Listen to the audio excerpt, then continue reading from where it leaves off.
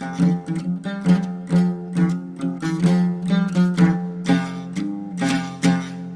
ัยទំនើបប្រសើបរសល់តាមឌីជីថលយើងមើលរាល់ថ្ងៃរាប់តាំងពីក្មេងដល់មនុស្សចាស់ក្តីមើលឃើញអ្វីសពបែបយ៉ាងរឿងខ្លះសម្ដែងរឿងខ្លះគឺពិតទេទៅតាមគំនិតចំនួនបែបថ្មីបង្ហោះផុសសេអត់មានសំចៃ viewer ចាស់ថ្មីលុយក៏ចូលតាមនឹងផេកផ្ទុះឈ្មោះល្បីលៃលក់ផលិតផលលុយកាក់ហូរចូលអ្នកណាមិនប្រឹងដោះអាវស្រាតខោចេញសាច់សភ្លឹងអ្នកខ្លះសម្លឹងចង់ឆេះងាយក្រំមនុស្សម្នារាប់លានឃ្លានភាពជោគជ័យព្រោះក្រគេមើលងាយគេជីងគេជន់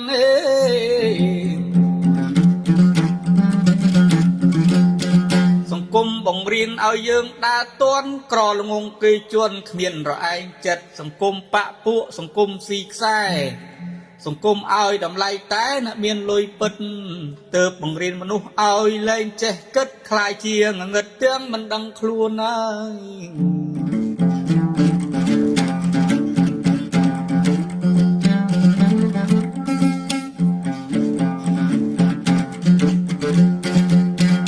បនបាបលែងខ្មាស់ឈ្នះចាញ់តាមទឹកលុយយុទ្ធធរក្លិនស្អុយលែងមានច្បាប់ក្បួនដល់ក្រោយកូរ៉េជប៉ុនចិនយួនគេចេះថែធួនច្បាប់វិន័យសិលធម៌ផលិតមាតិកាតម្រូវអ្នកមើលតាមដានរឿងភ្លើច្រើនច្រៀងរឿងល្អ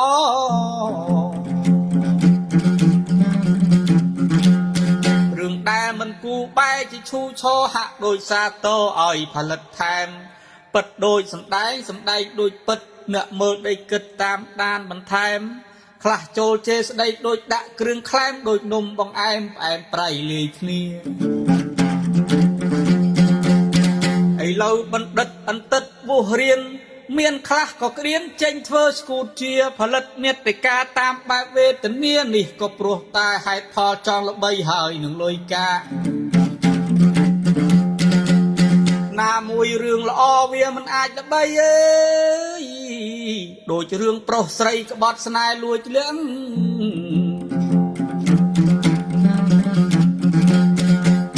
ទើបខ្លះសម្ដែងខ្លះរឿងពិតជាយ៉ាងណាក៏នៅតែធ្លាក់អន្ទាក់អំអូយ